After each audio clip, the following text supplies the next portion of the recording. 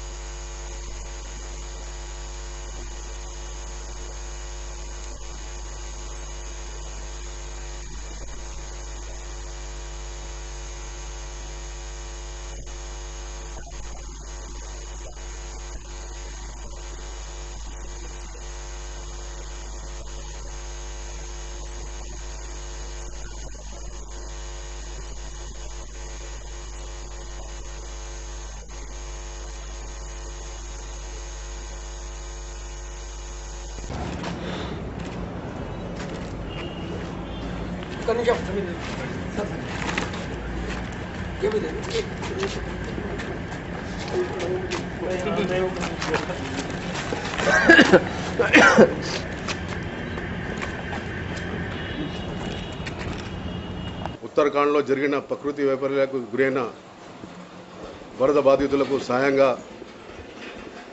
Barrister Asaduddin Owaisi MIM party అధినేత Hyderabad parliament MP గారి ఆదేశాల మేరకు మేము ఉత్తరాఖండ్ వెళ్ళడం జరిగింది. అసదుద్దీన్ ఓవైసీ గారు 20 లక్షల మందులు ఇవ్వడం జరిగింది. అదేవిధంగా 5,000 ఫుడ్ కిట్స్ అక్కడ పంపిణీ చేయడం జరిగింది.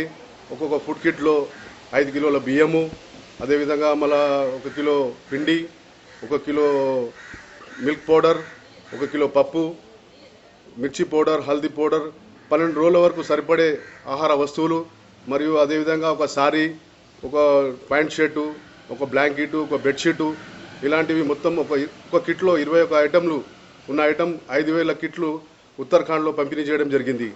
అక్కడ అసదుద్దీన్ ఓవైసీ గారు కుల మతాలకు అతీతంగా, పార్టీలకు అతీతంగా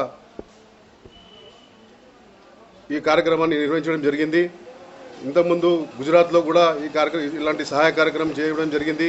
అదేవిధంగా లాస్ట్ ఇయర్ అస్సాంలో కూడా ఈ సహాయ కార్యక్రమాలు చేయడం జరిగింది. ఈ పార్టీ అసదుద్దీన్ ఓవైసీ గారు ఒకటే కుల మతాలకు అతీతంగా వారు ఏ విధమైన ఇలాంటి ప్రకృతి వైపరీత్యాలు జరిగిన చోట ప్రాంతాలకు కానీ పార్టీలకు కానీ అతీతంగా, మతాలకు అతీతంగా సేవా కార్యక్రమం నిర్వహించాలని మాకు ఈ కార్యక్రమం అప్పచెప్పడం జరిగింది. దీన్ని మేము అక్కడ ఉత్తరాఖండ్లో రోడ్లు లేవు, ఏ సదుపాయాలు లేవు, నడుచుకుంటూ పాకెట్లు కూడా మోసుకుంటూ వాళ్ళకు చేయడం జరిగింది. వాళ్ళ పరిస్థితి చూస్తే ఎంత అధునంగా ఉందంటే ఒక్కొక్క ఫ్యామిలీలో ముగ్గురు చనిపోయారు, ఇద్దరు చనిపోయారు. ఈ ఫుడ్ ప్యాకెట్లు ఇస్తే వాళ్ళ కళ్ళలో ఆనందం చూసి మాకు ఎంతో సంతోషం కలిగింది. ఈ అసదుద్దీన్ ఓవైసీ గారికి ఈ మా కార్యక్రమం ఇచ్చినందుకు, ఉత్తరాఖండ్ పంపించినందుకు ప్రత్యేక ధన్యవాదాలు తెలియజేసుకుంటున్నాను. మాతో మా టీం సభ్యులు మొహమ్మద్ గౌజ్ గారు, షాలిబండ కార్పొరేటర్ ముకురం గారు, మొగల్పురా కార్పొరేటర్ ఎంఐఎం లీడర్ ముజఫర్ గారు, అదేవిధంగా రాజేష్ అగర్వాల్ గారు, మరి శ్రీశైలం యాదవ్ గారు, రవి యాదవ్ గారు, నరసింహరావు గారు, దీపక్ పండిత్ గారు, అభిషేక్ సక్సేనా 32 మంది టీం అక్కడ వెళ్ళి చాలా పెద్ద ఎత్తున సహాయ కార్యక్రమం చేసినాము. మరోసారి అసదుద్దీన్ ఓవైసీ గారికి ప్రత్యేక ధన్యవాదాలు చేసుకుంటున్నాను. ఈ కార్యక్రమం అప్పచెప్పినాము, మేము విజయవంతంగా పూర్తి చేసుకొని వచ్చినాము. అక్కడ అంతా సేవా కార్యక్రమం చేసుకొని వచ్చినాము. उत्तराखंड में 4 धाम की बाढ़ पिछले महीने की 16-17 तारीख को जो विभत्स बाढ़ का नमूना हम सारे भारतवासियों ने देखा, उसको देखने के बाद सारे भारतवर्ष की आंखें नम हो गई थी। ये बाढ़ मंदाकिनी नदी में बादल फटकर पहाड़ के बड़े बड़े बोल्डर्स केदारनाथ मंदिर के समीप तक आकर केदारनाथ मंदिर के दोनों ओर से नदी प्रवाहित होकर बहने लगी। उससे बहुत सारा नुकसान केदारनाथ से लेकर के रामबाड़ा और गौरीकुंड तक हुआ। वहाँ पर हजारों की संख्या में इस समय तीर्थयात्री रहते थे। वो सारी बाढ़ में बहुत सारी जानमाल की नुकसान हुई। साथ ही साथ वहाँ पर जो काम कर कर खाने वाले थे, गरीब लोग थे, वे भी सारे रोड पर आ गए। हम लोग बहुत खुशकिस्मत है कि हम लोगों को उत्तराखंड जा कर के उन परेशान बेहाल लोगों का सेवा करने का मौका मिला। भगवान ने हमें इतना साहस दिया कि हम लोग गुप्त काशी पहुंचकर हमारी सारी टीम के साथ हम लोगों ने गांव-गांव जाकर के गांव के सरपंचों से मिलकर के वहां पर गुजरे हुए मृतक परिवारों के घर पर जाकर उन्हें सांत्वना प्रदान की। और साथ ही साथ रुद्रपुर जो हमारा पहला गांव था उसमें हम लोगों ने पहुंचा। वहां पर केदारनाथ के पंडित लोगों का गांव है। वह उस गांव में करीब 180 परिवार रहते हैं। उस गांव में 10 ब्राह्मण लोगों का निधन हो चुका था।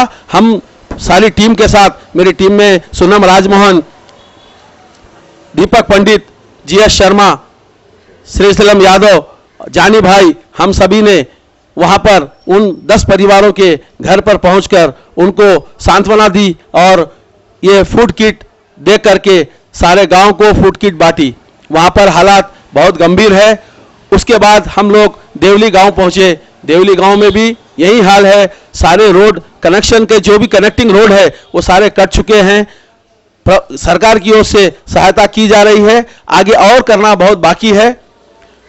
उसके बाद हमारा जत्था गुप्त काशी होते हुए लमगौंडी गांव पहुंचा। लमगौंडी जो गांव है वह गांव बड़े ही उबड़ खाबड़ रास्तों पर बसा हुआ है। 450 से 500 परिवार उस एक ही गांव में रहते हैं। वहां पर बहुत ज्यादा तबाही हुई है। 25 परिवारों के जो कमाने वाले व्यक्ति थे वे भगवान को प्यारे हो गए। उन सारे 25 परिवारों को हम लोगों ने स्वयं जाकर के सांत्वना दे करके फूड किट, राहत सामग्री दी। वो लोग बहुत दुख और वेदना में अपने जीवन को गुजार रहे हैं। वहां तक हम लोग पहुंचकर उस सारे गांव को हम लोगों ने अपने हाथों से राहत सामग्री को बांट करके हम धन्य हुए हैं। मैं हमारे पार्टी की ओर से, हमारे पार्टी के सर्वे सर्वा एमपी असदुद्दीन ओवैसी जो हमारे हैदराबाद क्षेत्र के एमपी है और हमारे एमआईएम पार्टी के अध्यक्ष है, मैं उनका दिल से धन्यवाद देता हूं कि जिन्होंने अपनी ओर से 20 लाख रुपए की मेडिसिन और 5000 फूड पैकेट्स बांटने हेतु हमें प्रोत्साहित किया और अपनी ओर से अंशदान भी दे करके इस सारे कार्यक्रम को सफल बनाया। मैं मेरे साथी टीम मेंबर हैदराबाद से 35 लोग हम लोग इस जत्थे में गए थे।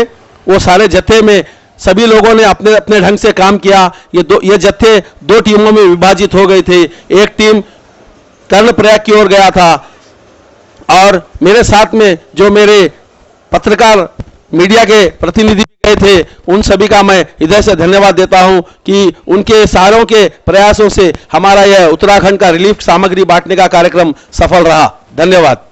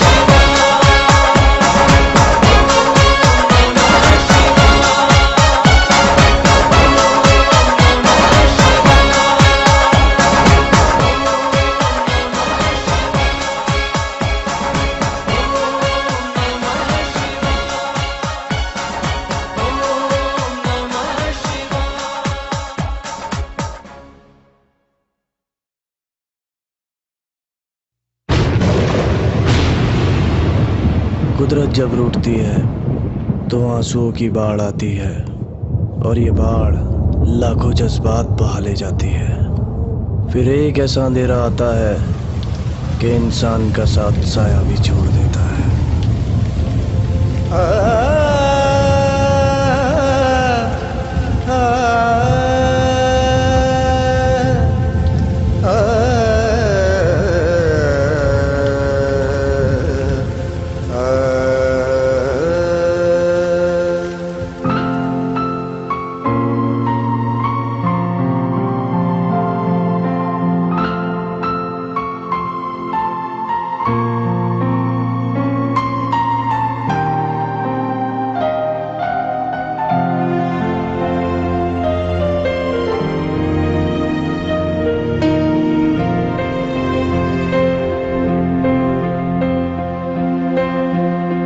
कुदरत का है ये कहर, लम्हे गए हैं ठहर, सब कुछ हुआ तबाह, लोगों का क्या गुनाह, अपने बिछड़ गए हैं, जीते जी मर गए।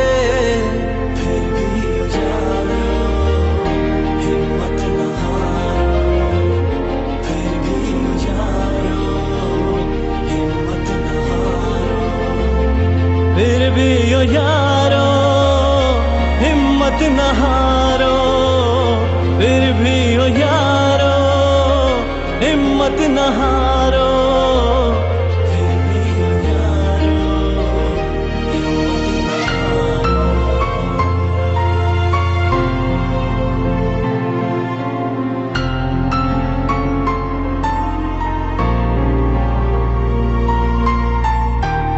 हिम्मत न हारो।